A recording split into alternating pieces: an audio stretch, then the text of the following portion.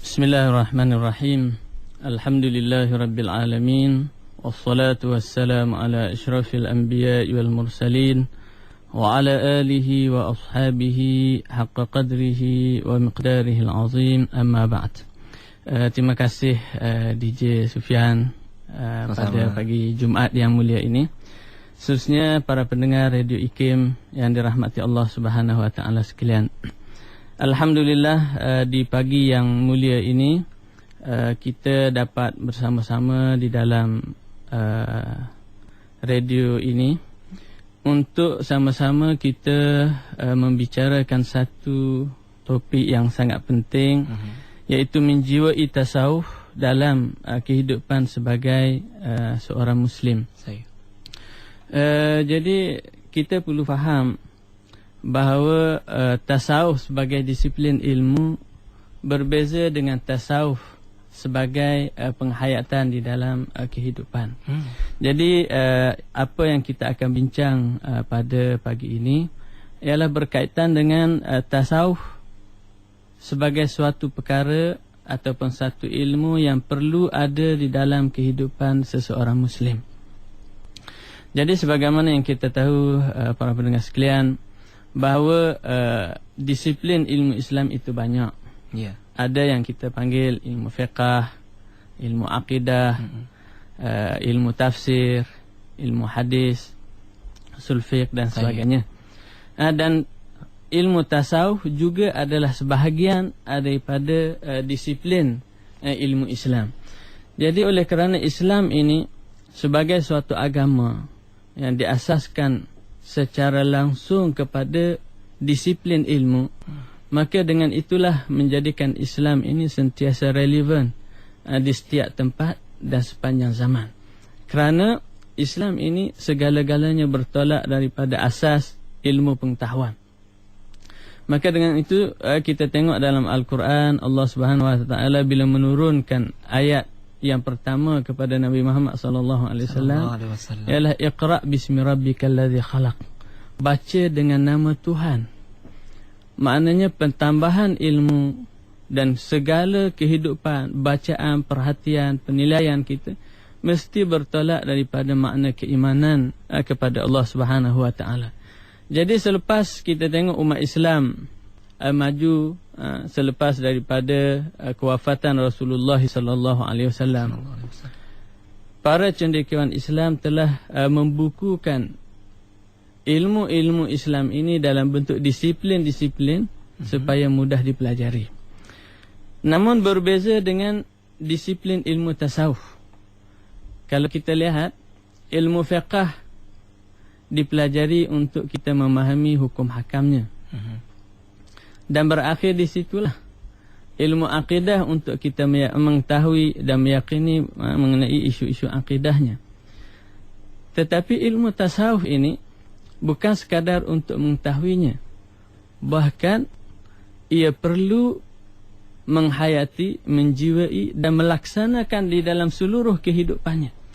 Maknanya, kalau kita melihat Islam sebagaimana yang dirumuskan oleh Jibril alaihissalam dalam hadis yang masyhur, yang Allah Subhanahu wa taala mengutuskan malaikat Jibril bertemu dengan Rasulullah sallallahu alaihi wasallam di akhir hayat Rasulullah, merumuskan Islam. Lalu ditanya, apa dia Islam, apa dia iman, dan apa dia ihsan. Yang ini kita ingat di Radio IKIM ni dah sentiasa menghuraikan hakikat ini di dalam pengajian tafakuh dan juga di dalam perbincangan-perbincangan.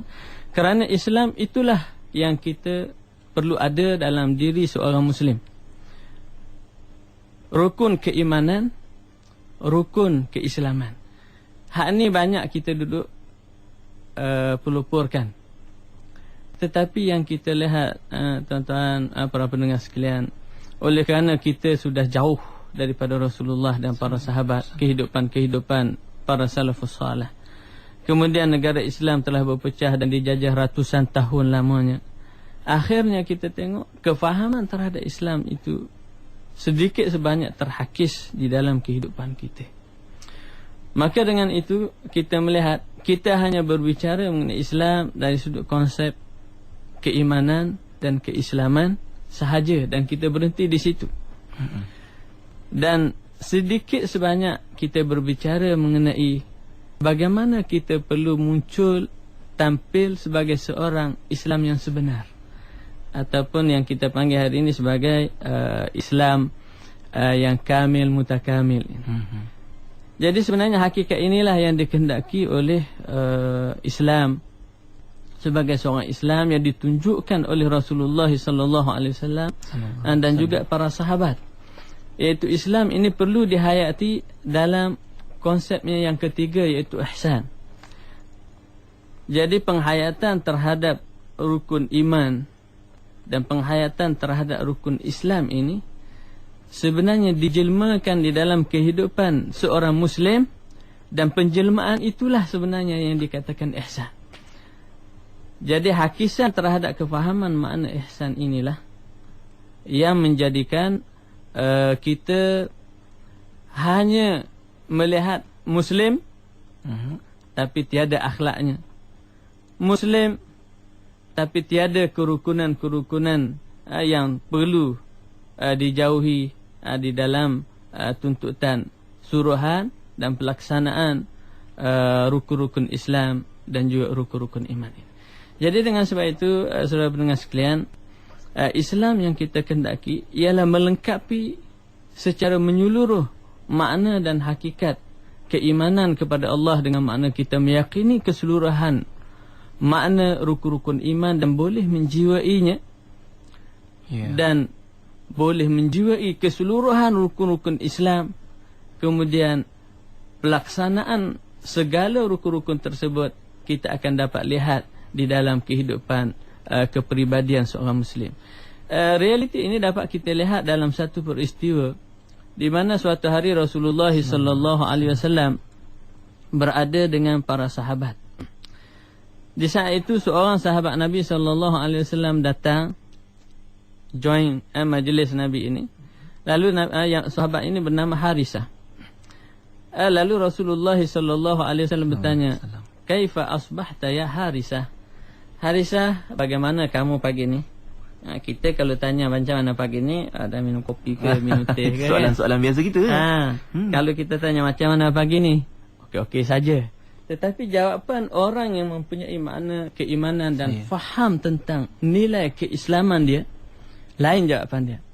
Harisah menjawab kepada Nabi sallallahu alaihi wasallam, kata dia, "Asbahtu billahi mu'minan haqqan." Kata Harisah, saya pagi ni bangun, pagi ni jaga pagi Jumaat ni, alhamdulillah benar-benar beriman kepada Allah. Ini jawab Harisah. Asbahtu billahi mu'minan haqqan. Kita bangun pagi ni, mula-mula buka mata, di Fian. Apa yang kita fikir, sibuknya kerja hari ni banyak. Dah terbayang dah pejabat tu, macam-macam. Doktor, subhanallah. Sahabat Nabi bila ditanya, asbahtu billahi mu'minan haqqan, bangun jaga pagi ni benar-benar beriman kepada Allah. Ini makna keimanan. Orang kata menghayati rukun iman ini. Jaga itu mana iman, itulah yang ada. Yang kita kata kita hari ni ajar budak-budak sekolah tadika ke apa kan. Bangun pagi baca doa tidur. Bangun pagi doa tidur, doa bangun tidur. Bangun tidur. Bangun pagi mula-mula baca doa tidur. Kemudian bila dah dewasa tak tanya dah. Baca tak aja. Dia baca hak anak kecil je. Seolah-olah penghayatan Islam ini hanya untuk tahap belajar. Bukan penghayatan Islam untuk tahap beramal. Jadi yang dikehendaki oleh tasawuf ini sebagai tasawuf, sebagaimana kita tahu, bila sebut ahli sufi, mana orang itu mesti menghayati makna keimanan dan keislaman, sebagaimana yang kita nak cuba tampilkan dalam bentuk sahabat Nabi Harisah. Jadi Harisah bila ditanya macam mana begini, kata dia, alhamdulillah benar-benar beriman. Kan? Lalu Nabi tanya lagi kepada Harisah, kata dia, inna likulli syai'in haqiqah, fama haqiqatu imanika ya Harisah. Bagi setiap sesuatu ada buktinya. Sekarang apa bukti keimanan kamu wahai Harisah? Ini Rasulullah sallallahu alaihi wasallam. Lalu Harisah menjawab. Kata Harisah, ya Rasulullah, bukti keimanan saya wahai Rasulullah, azma'tu nahari. siang saya berdahaga. Wa ashartu layali, dan malam saya berjaga. Wa ka'anni anzuru ila ahlil jannati yatazawaruna fiha, seolah-olah saya melihat ahli syurga ziarah menziarahi di dalamnya. Wa ka'anni anzuru ila ahli nari yatadaghawna fiha, dan seolah-olah saya juga melihat ahli neraka yang sedang menjerit-jerit, menangis kesakitan dan menderita, mengeram dengan azab di dalam neraka. Ini iman, dan itulah kehidupan sebagai seorang Muslim dan mukmin. Lalu Rasulullah sallallahu alaihi wasallam menjawab kepada Harisah, kata Nabi, "Arafta ya Harisah falzam." Mana engkau benar-benar mencapai hakikat ma'rifah, maka iltizamlah dengan penghayatan agama tersebut. Jadi moral ataupun apa yang kita dapat ambil pengajaran daripada peristiwa yang berlaku kepada sahabat Nabi sallallahu alaihi wasallam ini, tuan-tuan, kita sebagai seorang umat Islam perlu menjiwai hakikat ini. Dan menjiwai hakikat inilah yang dikatakan menjiwai hakikat tasawuf. Sebagai suatu kehidupan ahli ibadat, kehidupan ahli iman dan ahli Islam yang sentiasa sedar kepada Allah Subhanahu wa taala dan tidak lalai. Yang disebut oleh Allah, wala takum minal ghafilin. Jangan engkau jadi dari kalangan orang-orang yang lalai. Jadi makna penghayatan tasawuf di sini yang perlu kita faham, para pendengar sekalian, ialah untuk kita menjadi umat Islam yang sentiasa mengingati Allah. Sebab tidak ada makna tasawuf ini kalau tidak ada zikrullah. Sebab orang bila sebut je dalam khalayak masyarakat kita Islam, bila sebut ahli sufi, makna orang ni orang berzikir. Ahli zikir. Ahli zikir. Tapi yang salahnya bila sebut kata ahli sufi, dia tak kerja, dia berzikir je. Ini salah.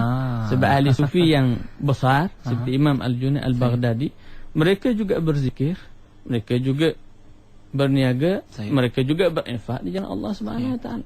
Macam Abdullah ibn Mubarak, mereka juga berzikir, mereka juga berperang dan berjuang. Jadi di sini perlu kita memahami konsep penghayatan tasawuf di dalam kehidupan sebagai Muslim. Maksudnya kita memilih untuk meletakkan diri kita sebagai seorang Islam yang lengkap dari sudut keimanannya, lengkap dan sempurna dari sudut keislamannya, makna penghayatan Islam kita menerima segala tuntutan Tuhan dan menjauhi segala larangan Allah Subhanahu wa taala. Dan begitu juga dengan yang keempat, iaitu kita tidak lalai daripada mengingati Allah Subhanahu wa taala. Jadi erti menjiwai tasawuf dalam kehidupan kita ini, walaupun kita bukan mengikuti ahli tarekat tertentu, namun menjiwai penghayatan Islam yang dikatakan di dalam makna ihsan itu. Kerana kalau kita tengok erti tasawuf dan kesufian ini yang dikendaki di dalam Al-Quran yang disebut sebagai tazkiyah, pembersihan hati dan pembersihan diri, dan yang disebut di dalam hadis secara khususnya sebagai ihsan, iaitu sampai kepada tahap anta'budallaha ka'annaka tarah fa illam takun tarah fa innahu yarak. Mana hendaklah kita menyembah Allah Subhanahu wa taala seolah-olah kita melihat, dan jika kita tidak melihat pun kita meyakini bahawa Allah Subhanahu wa taala sentiasa melihat dan memerhati gerak-gerik kita. Ini maknanya kita tidak lalai. Jadi hari ini kita tengok yang Tuhan kata kita ni masuk banyak dalam kelompok yang Tuhan kata alhaakumut takasur. Ya Allah. Melalaikan kita kerana sibuk dengan urusan kerja, urusan dunia ini, sehingga kita tidak ada ruang untuk Allah Subhanahu wa taala.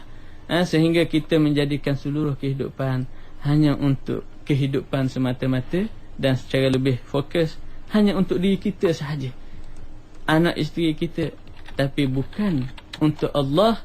Sedangkan kita sebenarnya dicipta oleh Allah Subhanahu wa taala untuk mengabdikan diri padanya.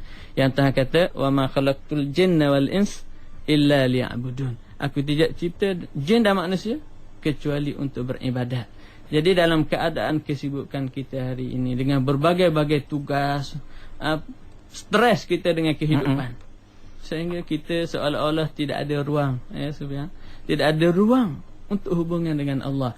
Jadi apa yang cuba kita ketengahkan dalam program penghayatan Jumaat pagi ini ialah untuk kita kembali kepada Allah Subhanahu Wa Taala sebagai seorang Muslim mukmin yang boleh menghayati Islam dan mempunyai ruang untuk kita dengan Allah, InsyaAllah, Tuhan pencipta kita, dan mengerti yang kita adalah hamba kepada Allah Subhanahu Wa Taala. InsyaAllah. Terima kasih Dr. atas mukadimah tadi.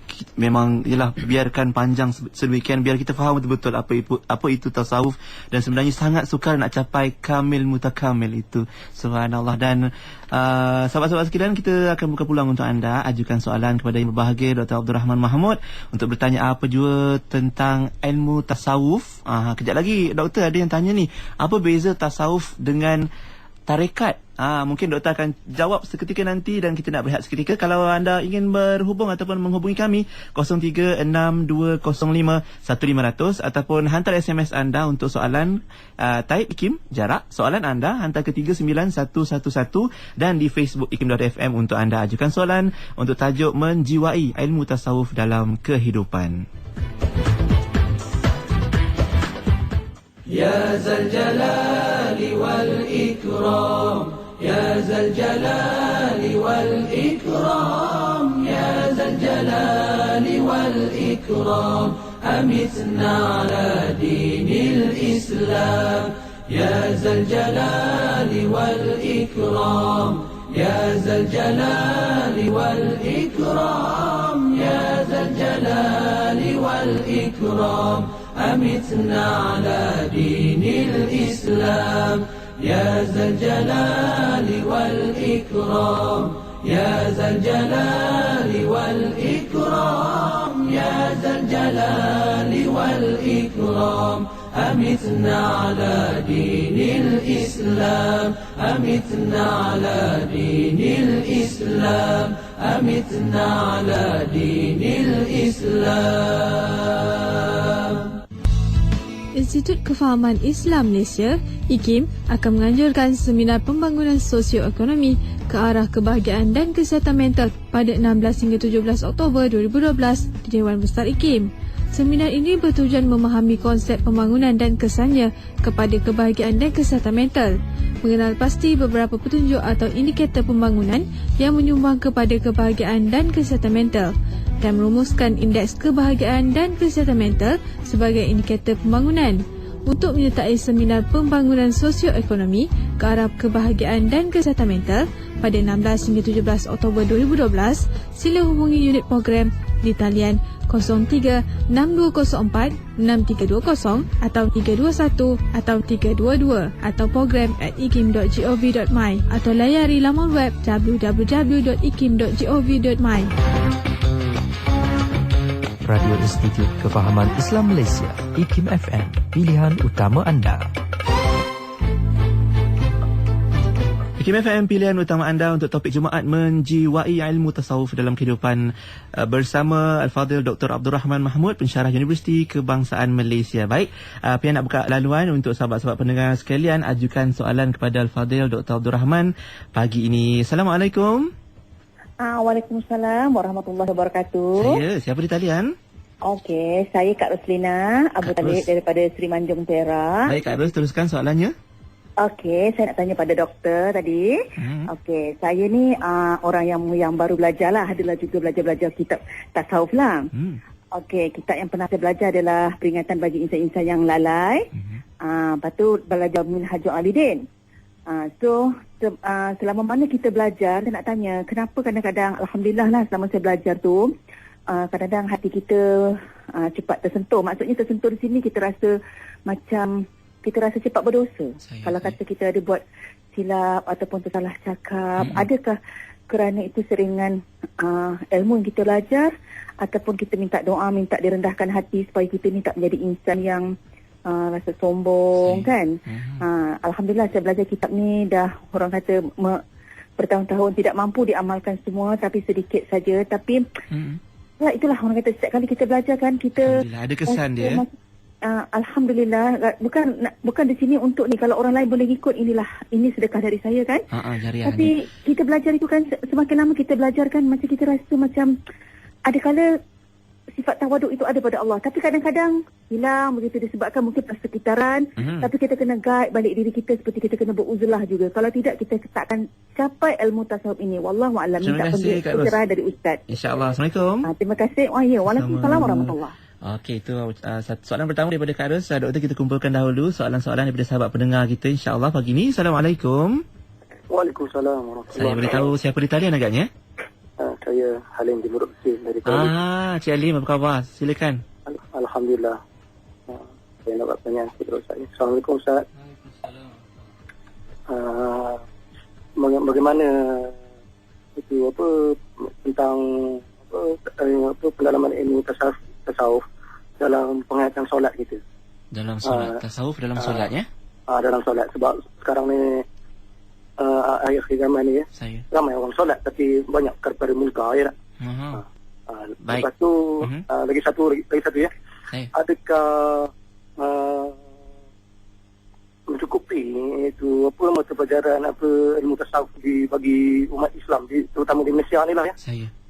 Buat masa sekarang. Baik, soalan menarik. Terima kasih Cik Halim. Assalamualaikum. Waalaikumsalam warahmatullahi wabarakatuh. Cukup ke tidak mata pelajaran ataupun pengajian tasawuf di negara kita? Kejap lagi insya-Allah Dr. Abdul Rahman akan kongsikan jawapannya. Seorang lagi Doktor. Assalamualaikum. Halo, saya Abdul Latif. Saya Cik Latif. Dari mana Cik Latif? Johor Baru. Cik Latif, teruskan soalannya. Saya teruskan pada soalan. Saya terbaca dalam kitab tasawuf. Dia ada mengatakan kasab, mukasyafah, zuhud, itu je macam mana caranya. Baik, terima kasih Cik Latif. Assalamualaikum. Wassalamualaikum. Ya, baik Doktor, kita mungkin boleh beralih pada jawapan-jawapan kepada soalan Puan Roslina tadi tentang kitab-kitab yang dia baca dan mungkin bila baca tu rasa tersentuh. Mungkin adakah itu kesan segera yang kita boleh dapat daripada pembacaan tersebut? Mungkin Doktor ada penjelasannya. Okay, terima kasih kepada saudari dan saudara yang bertanya. Berkaitan dengan soalan Cik Roslina tadi mengenai hati tersentuh dan rasa cepat berdosa bila melakukan sesuatu, sebenarnya itulah yang kita boleh fahami dan yang kita hendak bincang dalam tajuk kita hari ini, iaitu menjiwai tasawuf dalam kehidupan Muslim. Maksudnya seorang sufi itu akan sentiasa peka dengan kelakuan dan gerak laku yang kita lakukan, gerak geri kita, supaya kita sentiasa merasai bahawa apa yang kita buat itu adalah untuk mencapai keredaan Allah. Sebab itu dalam satu kata-kata sufi, kata dia rubba ma'siyatin awrasat zullan wa inkisaran khairun min ta'atin awrasat izzan wa istikbara. Berapa banyak, kata dia, dosa dan maksiat yang dilakukan oleh seseorang, namun dengan sebab keterlanjuran dan kesalahan itu menjadikan ia kembali kepada Allah Subhanahu wa taala, insaf dan taat dan bertaubat, adalah lebih baik daripada orang yang melakukan banyak kebaikan yang mendatangkan rasa sombong dan angkuh kepada Allah. Jadi dalam penghayatan tasawuf ini memang perlu kita mempelajari ilmunya. Jadi macam Puan Ros tadi yang telah mempelajari kitab-kitab Minhajul Abidin yang ditulis oleh Imam Al-Ghazali. Minhajul Abidin ini maksudnya metod untuk ahli ibadat. Imam Ghazali telah menulis di dalam Minhajul Abidin ini 4 penghalang kepada ibadat yang memang kenal lah atas kita hari ini, para pendengar sekalian, dan saya rasa kita semua ni akan terkena dengan perkara ini, dan Imam Ghazali mengemukakan rawatan ini, dan khususnya bagi ahli sufi, maka rawatan ini adalah perlu kerana mereka adalah ahlinya. Sebab itu dinamakan ahli sufi, makna orang yang telah memilih dirinya untuk menjadi ahli ibadat. Itu makna ahli sufi dengan istilah yang lebih lengkap. Jadi Imam Ghazali kata ada 4 halangan orang melakukan ibadat dalam Minhajul Abidin yang telah dipelajari oleh Puan Ros kita tadi. Yang pertama kata dia halangan yang menjadikan kita tidak buat ibadat, ataupun mungkin kita katakan juga di sini tidak istiqamah. Kalau Ramadan baru ni istiqamah, pergi surau masjid penuh. Tapi lepas Ramadan hari ni Allah, kita tengok balik macam sebelumnya. Jadi halangan yang disebut oleh Imam Ghazali yang pertama ialah kerana kita sibuk dengan kehidupan dunia. Bukan kita tinggal dunia, tapi masalah kita ialah kita, kesibukan dunia kita menyebabkan kita tidak ada ruang untuk berfikir akhirat. Maka tasawuf mengajar kepada kita supaya membuka ruang untuk kehidupan dunia dan jangan menutup pintu untuk kehidupan akhirat. Itu yang kita baca, Rabbana atina fid dunya hasanah fil akhirati hasanah wa qina adzabannar. Hari ini kita membuka pintu seluasnya untuk kehidupan dunia, seolah-olah kita menutup secara ansur-ansur, ya Allah, kehidupan akhirat saya. Itulah yang kita bimbang. Jadi Imam Ghazali kata penghalang ini kerana dunia. Jadi nak merawat kepada kecelaruan pemikiran dunia ini, dia perlu dirawat dengan zuhud. Rawat dengan zuhud. Mana kita nak suruh kita jadi zuhud, kena belajarlah ilmu zuhud. Jadi ilmu zuhud ini boleh dipelajari melalui ahli-ahlinya. Ahli-ahli yang memahami ilmu dan merawat untuk jadi zuhud. Macam mana kita nak belajar, orang kata bina badan, kena cari ahli, orang yang tahu ahli bina badan. Kena cari. Jadi nak cari perniagaan, kena dicari orang ahli perniagaan. Betul. Jadi nak cari ahli ibadat, kena merujuk kepada orang ahli ibadat. Begitulah yang dikatakan dalam dunia kepakaran dan pengkhususan yang ada pada hari ini. Kemudian yang kedua, Imam Ghazali kata antara yang menghalang kita beribadat ni ialah kita sibuk dengan manusia. Tu manusia ni. Jadi kena ada ruang untuk kita bersendirian dengan Allah Subhanahu Wa Taala yang dipanggil sebagai khulwah dalam ajaran ilmu tasawuf kan. Jadi sekarang ni kita tengok kita tak ada ruang sedikit pun untuk kita bersama Allah. Sehingga dalam waktu sembahyang pun ada qul. Dalam tengah sembahyang pun masuk macam-macam bunyi. Kadang-kadang kita risau dalam masjid, imam tak pasal beritahu tutup handphone. Sebab apa duduk dalam masjid, panggilan Allah lebih besar daripada panggilan manusia. Kadang-kadang belum angkat takbir tu kena bagi tahu Allah. Maknanya kita duduk dalam masjid pun dunia belum kita tinggal. Masya-Allah tabarakallah.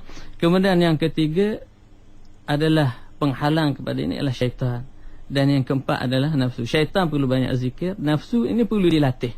Perlu dilatih, yang dibincang oleh banyak ustaz-ustaz kita dalam radio IKIM. Seperti Ustaz Zulkifli Dr. Zulkifli Al-Bakri.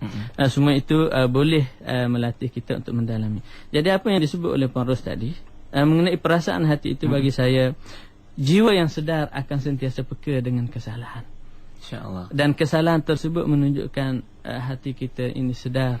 Kerana orang yang sentiasa sedar ini akan sentiasa bertaubat dan kembali kepada Allah. Sementara orang yang lalai, mereka tidak akan sedar dengan dosa yang mereka lakukan. Berkaitan dengan soalan yang disebut oleh Cik Alim tadi, ada dua soalan. Yang pertama, pendalaman tasawuf dalam solat, ibadah solat ini. Imam Ghazali ada tulis, kata salah saya, buku Hidayatus Salikin, bagaimana untuk bersolat. Jadi sebenarnya Imam Ghazali dalam Ihya Ulumuddin pun ada sebut. Jadi khusyuk ini dia tak boleh buat, tak boleh dibuat-buat, dan tidak akan jadi. Maknanya hari ini nak khusyuk, esok khusyuk terus. Allah Akbar. Dia perlu dilatih, dia perlu diasuh. Maknanya kita mula dengan kefahaman, mula dengan kesedaran, mula dengan keinsafan, dan kita tahu, barulah kita akan sampai kepada tahap apa yang kita kata boleh menghayati.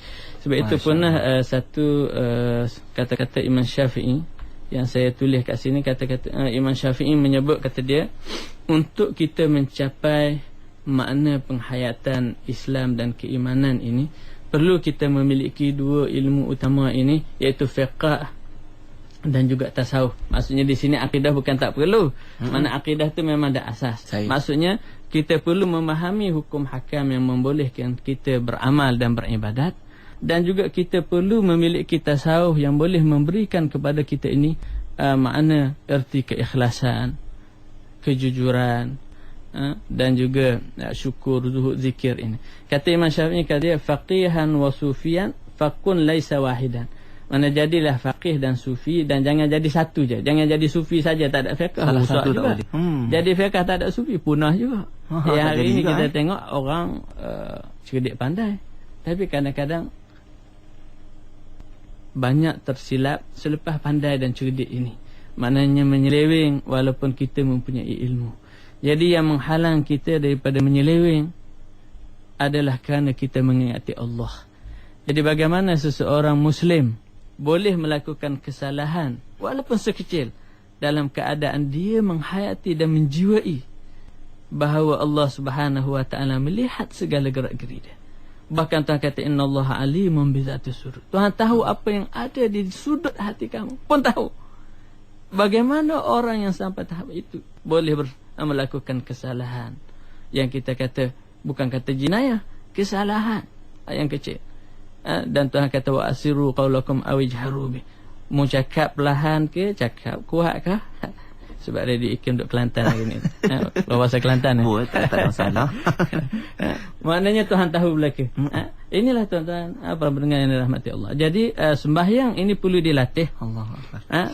Dan kata Imam Ghazali juga, kata silap saya dalam Ihya Ulumuddin, bahawa sembahyang ini bila dah dilatih secara berterusan, maka kita perlu kita akan dapat dari masa ke semasa itu kemanisannya. Dan dia perlu dilatih. Sebab itu perlu diperbanyakkan sunat. Jangan buat hak wajib saja. Sebab hak yang sunat kita dapat melatih untuk menyempurnakan khusyuk kita di dalam ibadat yang wajib itu. Sebagaimana yang kita tengok harisah tadi. Kemudian kata sambung Imam Syafi'i sabut tadi, dia kata fa inni wa haqqullahi iyyaka ansahu. Saya sesungguhnya menasihati kamu kerana Allah. Fadzalika qasin lam yazuq qalbuhu tuqan. Hak yang tahu fiqh saja, hati dia tidak merasai ketakwaan. Wa hadza jahul, ada seorang manusia lagi yang jahil. Kaifazul jahli yasluhu. Bagaimana orang jahil akan jadi elok? Mana semuanya tak akan bermakna. Berkaitan dengan soalan yang mendekat, adakah mencukupi yang Cik Halim tadi mencukupi ilmu tasawuf yang dalam mata pelajaran? Ya, kita perlu faham yang kita pelajari dalam sukatan mata pelajaran, mungkin di universiti pun ada, itu adalah pengenalan yang boleh kita katakan, pengenalan kepada ilmu tasawuf. Adapun tasawuf sebagai penghayatan, kita memerlukan kepada guru yang membimbing secara khusus. Kerana mereka lah ahli yang boleh membimbing, iaitu perlu pada guru yang sempurna, ataupun dalam ilmu tasawuf dipanggil sebagai syekh al-mursyid ataupun syekh yang kamil. Maknanya syekh yang faham tentang ilmu agama dan tahu juga dalam seluk-beluk pentadbiahan dan berpegang dengan akidah Islam, iaitu akidah Ahlussunnah wal Jamaah yang betul. Kemudian yang ketiga tadi kasyaf mukasyafah, tentang kasyaf. Cabang itu adalah istilah-istilah dalam ilmu tasawuf. Tapi yang perlu kita faham daripada Cik Latif tadi kan, bahawa bukan maksud daripada ahli tasawuf ataupun menghayati sufi ini untuk kita dapat kasyaf. Kasyaf itu adalah anugerah dan pemberian daripada Allah Subhanahu wa taala. Dan bukan semua kasyaf itu betul. Ada yang hak dan ada yang batil, dan ini diketahui oleh ahlinya. Dan zuhud juga adalah istilah, iaitu penghayatan terhadap pengamalan agama Islam. Dan zuhud ini bukan pakai baju yang koyak, baju bukan begitu. Tapi zuhud ini ialah hati yang sentiasa rendah diri kepada Allah dan sentiasa mengingati Allah Subhanahu wa taala. Subhanallah, itu dia jawapan cukup hebat dan mantap daripada Dr. Abdul Rahman Mahmud. Nak tanya sikit doktor, di dalam ilmu tasawuf ni adakah bab-bab tertentu seperti mana mungkin dalam ilmu fiqh, ibadah yang lain tu ada bab-bab tertentunya yang biasa kita boleh perincikan satu persatu. Dalam ilmu tasawuf agaknya adakah sedemikian diklasifikasikan? Ya, para pendengar di IKIM yang dirahmati Allah Subhanahu wa taala sekalian, apa yang dikehendaki oleh DJ kita tadi mengenai disiplin ilmu.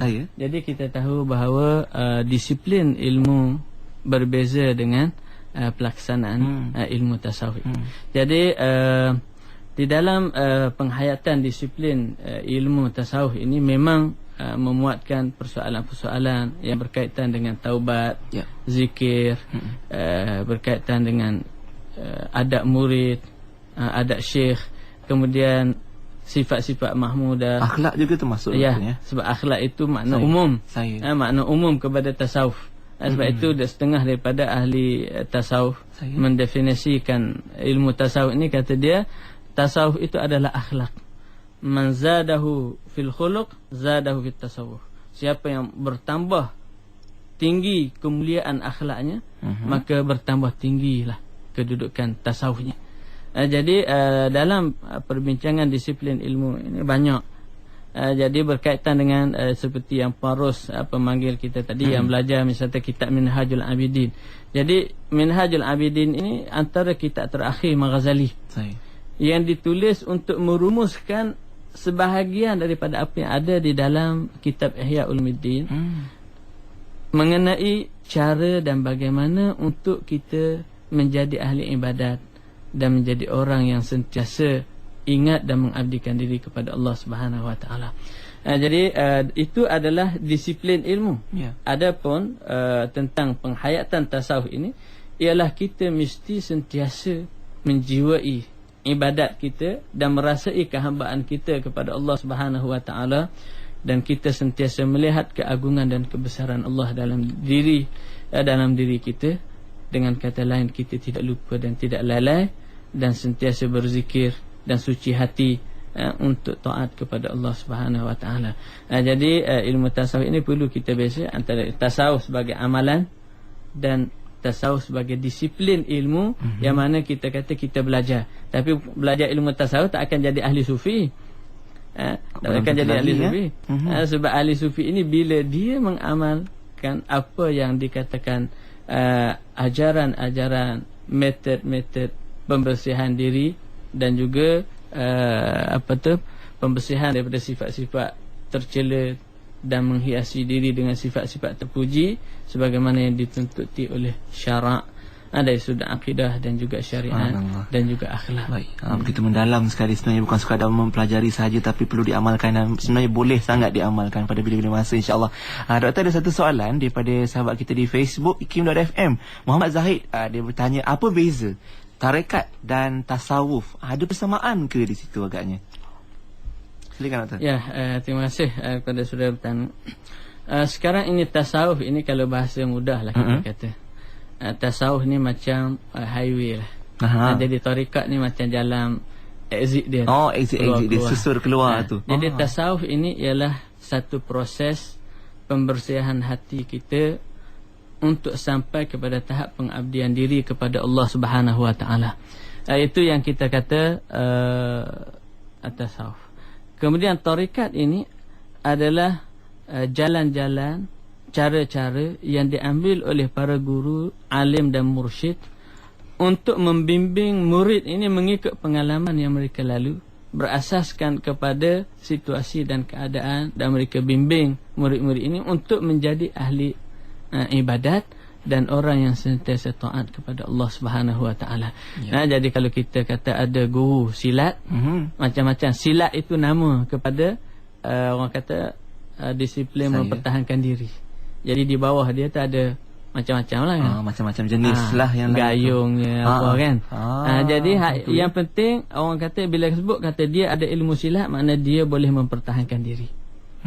Begitu juga dengan kisah yang tasawuf. Jadi begitulah juga bila kata dia ahli sufi, maknanya dia orang yang telah menjadi ahli di dalam beribadat dan mengabdikan diri kepada Allah, dan elok hubungannya dengan Allah, elok hubungannya dengan manusia, dan elok hubungan dengan alam sekitar. Sebab ahli sufi ini bukan elok dengan Allah je. Jadi ahli sufi ini maknanya orang yang ahli ibadat, yang sebagaimana disebut oleh kisah Harisah tadi, mana hubungan dengan Allah baik, hubungan dengan manusia baik, dan hubungan dengan alam sekitar. Sebab kita tengok hari ni orang kata orang buat kajian Islam dan alam sekitar. Sebab orang sufi ini, mereka di antara mereka yang agak orang kata ekstrim sikit, mereka tidak mahu untuk nak mematahkan dahan kayu pun tak mahu. Allahu Akbar. Menjaga, sebab merasai supaya jangan menyakiti sampai kepada tahap itu. Maknanya hidup hatinya sampai kepada tahap macam tu. Kita hari ini kita tengok orang cedera pun kita tidak ada ihsannya itu. Terus je jalan, tak tengok je, tak tolong. Makna itulah yang kita kata, yang kita nak daripada makna menjiwai. Jadi kita mahu supaya hakikat ini dapat kita wujud, supaya kita kembali kepada kehidupan para sahabat dan juga para salafus soleh yang terdahulu. Ada caranya, bergurulah, insyaAllah itu yang terbaik. Mungkin doktor, kita ada kesuntukan masa sekarang ni. Mungkin untuk anda jangan lupa ulangan topik Jumaat kita ialah pada setiap hari Ahad jam 7 pagi. Jadi jangan lupa boleh dengarkan juga melalui radio dalam talian di ikimfm.my. Sedikit khulasah daripada Dr. Abdul Rahman. Silakan doktor. Terima kasih DJ. Ya, kalau kita melihat saudara-saudara pendengar sekalian, bahawa tasawuf yang ada, yang kita nak supaya dia ini subur di dalam hati kita dan menyemarak di dalam jiwa kita, ialah bagaimana kita mahu melahirkan insan muslim yang sentiasa sedar dan bertaubat terhadap dosanya, sentiasa dalam zikir, sentiasa dalam taharah, suci hati dan jiwanya, bersih hubungan dengan Allah dan manusia, dan sentiasa bersyukur kepada Allah Subhanahu wa taala, tinggi budi pekerti dan akhlak mereka, tekun di dalam beribadat kepada Allah dan sentiasa bertawakal kepada Allah. Jadi hakikat inilah yang perlu kita ada dalam diri kita, walaupun kita sebagai seorang muslim ni bukan daripada kalangan ahli sufi ataupun ahli tarikat, tetapi hakikat ajaran Islam inilah yang sebenarnya yang kita mahu jelmakan di dalam kehidupan. Dan ahli sufi ataupun ahli tasawuf ini sebenarnya mereka telah memudahkan cara dan mengumpul metode dan kaedah untuk kita melahirkan seorang insan yang bertakwa kepada Allah Subhanahu wa taala. Itulah saya rasa rumusan yang dapat kita ambil dalam perbincangan kita mengenai menghayati dan menjiwai tasawuf di dalam kehidupan muslim ini. Walaupun kita tidak jadi ahli sufi, tetapi disiplin ataupun ajaran-ajaran dan penghayatan ilmu tasawuf ini perlu kita terapkan di dalam jiwa kita sebagai seorang yang beriman dan juga mempunyai sifat yang disebut dalam hadis Nabi yang ketiga, itu memiliki ihsan kepada Allah Subhanahu wa taala. Ni kan ada chapter 2 ni doktor ni, insya-Allah bahagian kedua nanti insya-Allah kalau ada rezeki. Terima kasih banyak-banyak kita ucapkan kepada yang berbahagia Dr. Abdul Rahman Mahmud dari Fakulti Pengajian Islam Universiti Kebangsaan Malaysia untuk perkongsian topik Jumaat pagi ini. Kita jumpa lagi doktor. Assalamualaikum. Waalaikumsalam warahmatullahi.